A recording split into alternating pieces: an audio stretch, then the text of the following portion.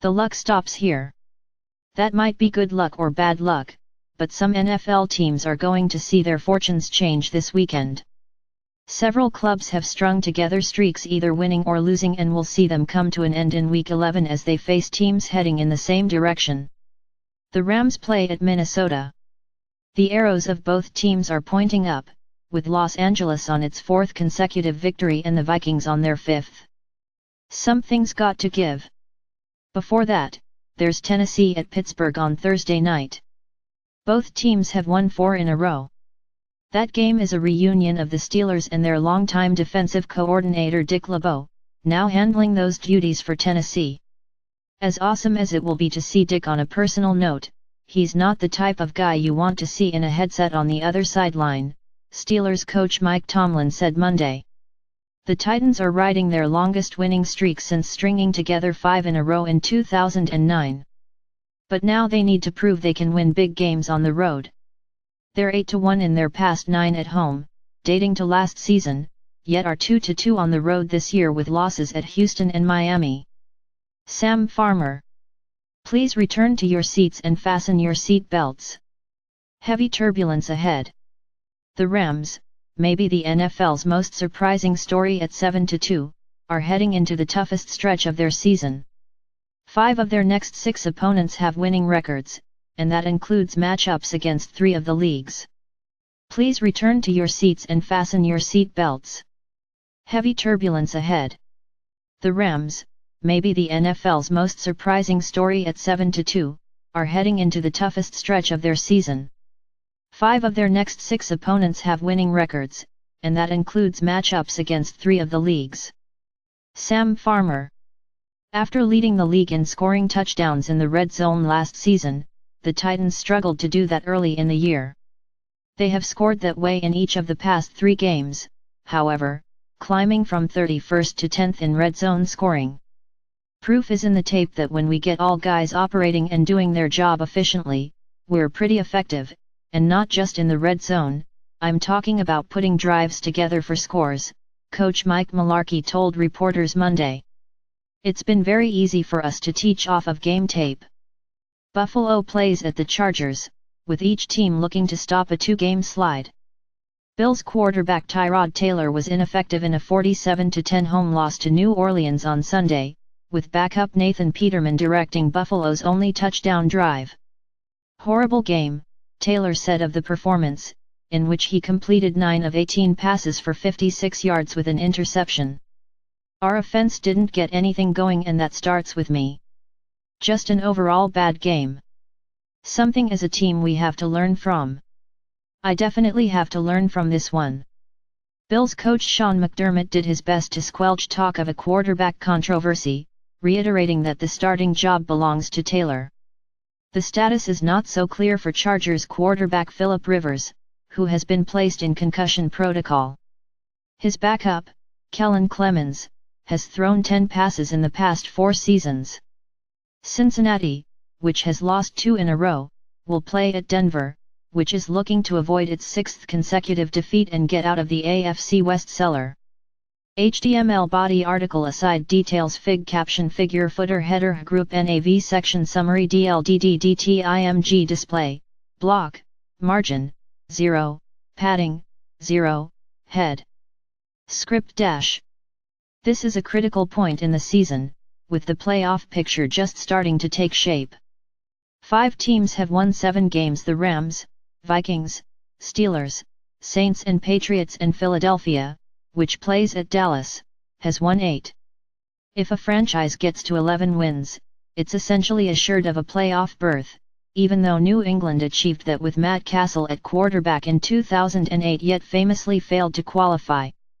The deck has been reshuffled in a big way, with 6 teams that didn't make the playoffs last season either sharing the lead in their division or leading outright: the Rams, Eagles, Vikings, Saints, Titans and Jaguars. Now that San Francisco picked up its first victory, no one has a longer streak going than Cleveland, which has lost 9 in a row. The Browns play host to the Jaguars, who allow the fewest points per game, 14.9 ppg, and lead the NFL in sacks with 35. Spring back Saints. If New Orleans beats Washington on Sunday, the Saints would be the first team in the Super Bowl era to start 0-2 then tear off 8 wins in a row. As it stands, they're tied with the 1993 Cowboys as the only teams to go from 0-2 to 7-2. That Dallas team went on to win the Super Bowl. In trampling Buffalo on Sunday, the normally pass-happy Saints ran for 298 yards and a club record 6 rushing touchdowns.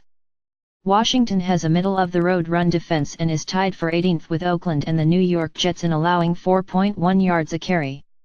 Living on the edge. One of the vulnerable spots for Seattle is its offensive line, so the Seahawks can't be too excited about trying to contain Atlanta defensive end Adrian Claiborne this week.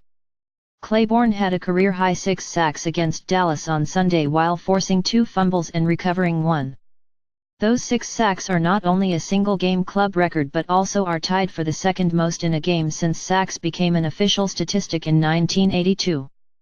The record is held by the late Derek Thomas, the Kansas City icon who had 7 against Seattle in 1990. South of the border. The Raiders, who broke ground Monday on their Las Vegas stadium, will play New England in Mexico City on Sunday. It's the second consecutive season the Silver Black has played in that locale, with the Raiders beating Houston there on Monday Night Football last year. HTML body article aside details fig caption figure footer header group NAV section summary DLDDDTIMG display, block, margin, 0, padding, 0, head style. Galleries after content, display, block, background color, number FF5443, margin, 16px auto 0, height, 5px, width, 100px.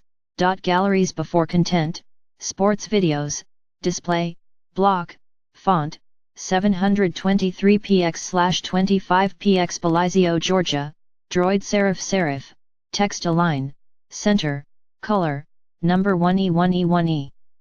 Dash. Caption. The Times Sam Farmer and Lindsey Thiry discuss the Rams' tough road ahead after they defeated the Houston Texans on Sunday to improve to 7-2. The Times Sam Farmer and Lindsey Thiry discuss the Rams' tough road ahead after they defeated the Houston Texans on Sunday to improve to 7-2. Caption. The Times Sam Farmer and Lindsey Thiry discuss the Rams' tough road ahead after they defeated the Houston Texans on Sunday to improve to 7-2. The Times Sam Farmer and Lindsey Thiry discuss the Rams' tough road ahead after they defeated the Houston Texans on Sunday to improve to 7-2. Caption. The Times' Bill Plaschke, Gary Klein, and Lindsey Thiry break down the Rams' 33-7 victory over the Houston Texans on Sunday at the Coliseum. The Rams improved to 7-2. The Times' Bill Plaschke, Gary Klein, and Lindsey Thiry break down the Rams' 33-7 victory over the Houston Texans on Sunday at the Coliseum. The Rams improved to 7-2. Caption. The 2017 Breeders' Cup is underway in Del Mar, and open to a packed house. The 2017 Breeders' Cup is underway in Del Mar, and open to a packed house. Caption. Chargers quarterback Philip Rivers speaks about the dominant Jaguars defense. Chargers quarterback Philip Rivers speaks about the dominant Jaguars defense. Caption. Deontay Wilder will defend his heavyweight title against Bermane-Stiverne on Saturday. Deontay Wilder will defend his heavyweight title against Bermane-Stiverne on Saturday. Sam.Farmer at LATimes.com. Follow Sam Farmer on Twitter at LATimesFarmer.